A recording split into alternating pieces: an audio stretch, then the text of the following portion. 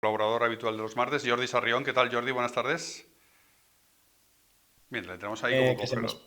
Bien, Muy Jordi, buenas yo creo que ahora tardes. sí que te escucho. Muy buenas tardes. Muy Encantado buenas de estar tardes. con Está siendo muy vosotros. Ahora sí. trabajoso esto de hablar contigo hoy, ¿eh? No sé si serán los efectos de la Dana que se están dejando notar entre tú y yo en Valencia, de Valencia a Madrid, pero algo está pasando, desde luego. Sí, totalmente. Ha habido un pequeño problema técnico, pero sí, adentrándonos un poco en este caso que está pasando, ¿no? El caso, Estamos pero viendo en quería, directo. quería decirte, Jordi, disculpa, porque llevamos mucho tiempo hablando del caso y quiero enfocarlo bien con cada invitado. Entonces, hablando contigo previamente, decías que, claro, pero todo esto tiene un enfoque politológico, es decir, ¿qué supone que una persona de la dimensión política de Rejón con tanta importancia en ese ámbito de la izquierda a la izquierda del PSOE, qué supone que tenga un comportamiento tan extraño, con esa doble vida tan peculiar? ¿Qué supone políticamente esto en el ámbito de la izquierda y cuál puede ser la evolución que podemos encontrar en los próximos días, en los próximos meses?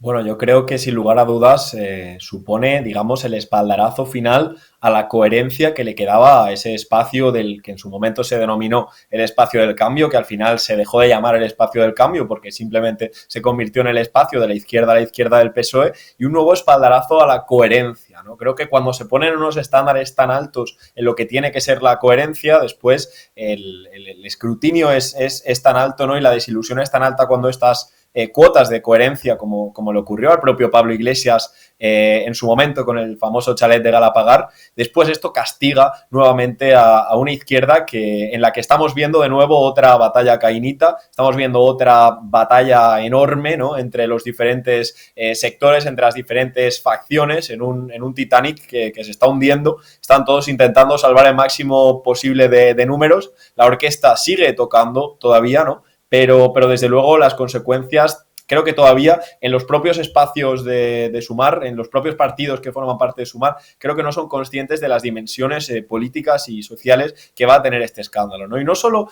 eso, sino también esta crisis, digamos, a nivel reputacional, que no están tampoco sabiendo cómo comunicar, ¿no? Desde una perspectiva de la consultoría política, estamos viendo ese sálvese quien pueda, estamos viendo esas diferentes disonancias entre los diferentes actores que forman parte, digamos, de este conflicto, y sin lugar a dudas otra batalla más cainita de la izquierda que da la razón, sin lugar a dudas, a todos aquellos que en su momento, cuando estalló después del 15M, cuando estalló Podemos, decían: esto no va a acabar bien, acabaréis vuestras propias cuestiones y rencillas personales, acabarán tumbando todo esto, ¿no? Y una cosa para acabar esta cuestión, se decía antes, ¿no? Y este movimiento partió de la premisa de que lo personal era político, y esto lo han llevado hasta tal punto que al final lo político también ha acabado siendo personal, y estos son los datos y suyas las conclusiones, ¿no? Como Está, diría una... está claro, Jordi, que Rejón ha sido víctima de su propio discurso y de lo alto que ponía él el listón en su propio discurso, en un caso absolutamente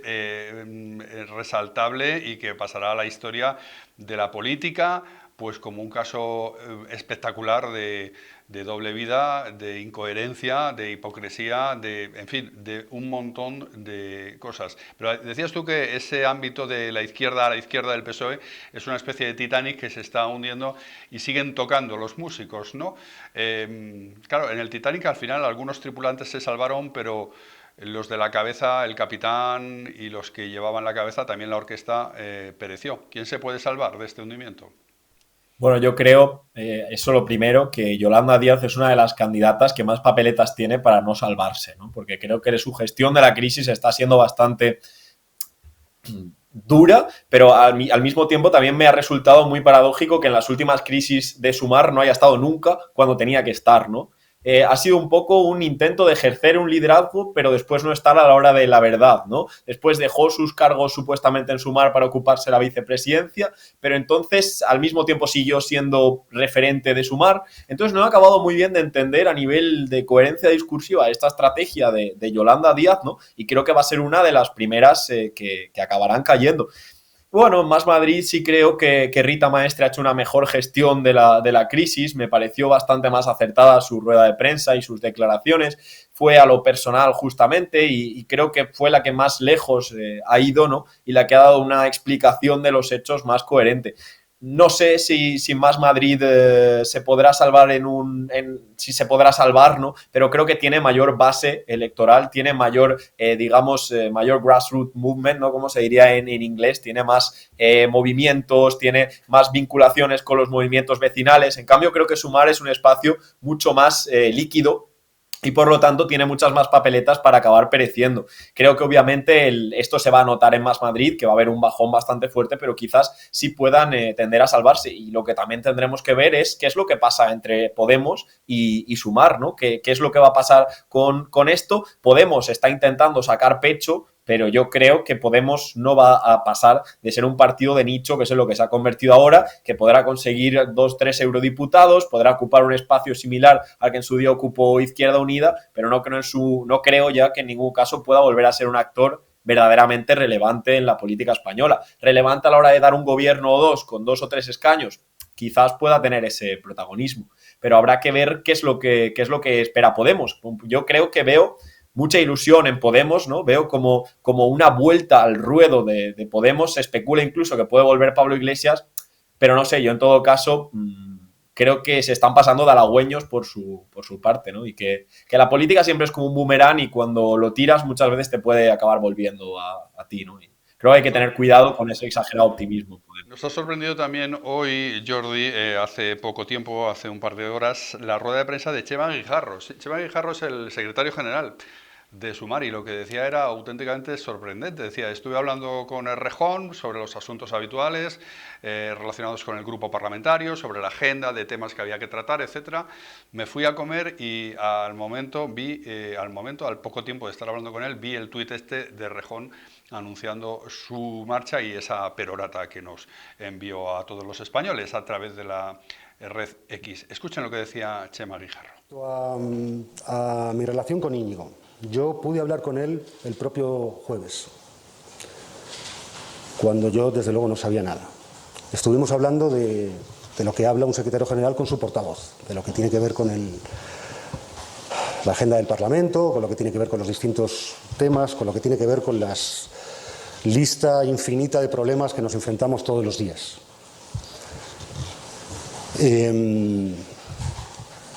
Y terminé de hablar con él. Me fui a comer y vi el tuit. Y no te puedo decir más, porque no hablé con él. No le escribí, no he tenido contacto con él. Bien, dice este hombre, Jordi, Chema Guijarro, que está todavía en estado de shock, que no acaba de asimilarlo, pero claro, estamos hablando del secretario general de Sumar, es decir, un cargo importante en Sumar. Pero entonces, ¿qué pasa? Que ahí en Sumar, aunque dicen que son un partido muy de asamblea, muy de todo en conjunto, al final las decisiones son de Yolanda Díaz y punto pelota, porque nadie sabía nada, él no sospechaba nada, en fin, es todo como muy raro, ¿no? Sí, además, teniendo en cuenta que Yolanda Díaz estaba fuera, estaba en ese viaje, en un momento que era crucial para su organización, en Colombia, reuniéndose con Francia Márquez, la actual vicepresidenta del gobierno de Colombia. Y bueno, la verdad es que son unas declaraciones que contribuyen más si cabe al menos, o sea, hay dos posibilidades, ¿no? El hecho de que no se supiese, en cuyo caso es una negligencia del partido a nivel comunicativo y a nivel de democracia interna, o que sí se supiese, en cuyo caso es una negligencia todavía más grave, ¿no? Pero es que creo que cada día que pasan y a medida que vamos viendo más declaraciones, están demostrando justamente todas las incongruencias que tienen a nivel organizativo interno, ¿no? Y todos los fallos que hay. No creo que sea una cuestión ni que se solucione con un curso de violencia, ni tampoco creo que sea una cuestión que se solucione con cuestiones así. Creo que hay que esto evidencia, ¿no?, de fondo un problema a nivel estructural de estos partidos, ¿no? Y sobre todo en Sumar, que hemos visto que si bien al principio se decía que Yolanda Díaz podría aspirar incluso a ser la próxima presidenta del gobierno, la primera mujer, toda esa propaganda que veíamos en su momento, ahora mismo creo que esto no hace otra cosa más que evidenciar que Sumar ha sido un proyecto que desde el principio ha nacido fallido, ¿no? Ha nacido, no sé si muerto, pero ha nacido condenado al fracaso. Hubo bastantes voces que lo alertaban desde el principio, pero bueno, lo que parece claro es que esto es un un absoluto despropósito a nivel organizativo de partido, ¿no? Sería impensable, inconcebible ver estructuras como la del Partido Popular o como la del Partido Socialista con este nivel de asimetrías de información dentro de la propia organización, vamos. Pues veremos a ver cómo queda este Titanic, cómo se acaba de hundir, porque parece claro que está muy, muy tocado. Los músicos, aunque siguen tocando la sinfonía, parece que el barco está muy tocado. Y quería hacer contigo, antes de despedirte, para que pases la tarde, pues un rápido barrido a lo de Estados Unidos, que nos queda nada, que estamos en la cuenta atrás, que dice que está todo muy igualado. Algunos dicen que va un poco en ventaja Donald Trump. ¿Qué podemos decir hasta ahora? Bueno, el titular es que la diferencia entre Donald Trump y Kamala Harris se ha reducido a uno de sus mínimos en los últimos meses. Ahora mismo hay un punto, está un punto por encima Kamala Harris todavía sobre Donald Trump, ¿no? Pero esto es lo que dicen las encuestas. Los mercados y las casas de apuestas, en cambio, apuestan firmemente por Donald Trump y dicen que hay más de un 60% de posibilidades de que sea Trump el vencedor, con lo cual hay que estar muy atentos a este dato que no es menor.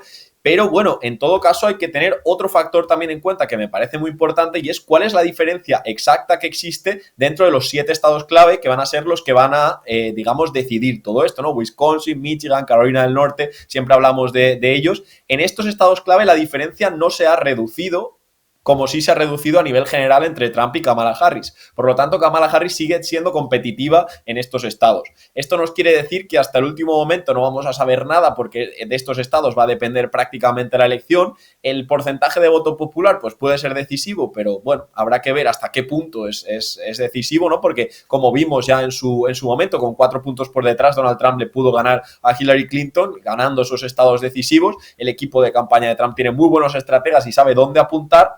Hay algunas crisis abiertas tanto en el Partido Demócrata como en el Partido Republicano que están intentando resolver, algunos fuegos que están intentando apagar, como el fuego de las declaraciones de un cómico en el acto de Donald Trump en el estadio de los New York Knicks, en el Madison Square Garden, donde apuntaba contra los puertorriqueños y decía que era una isla de basura flotante.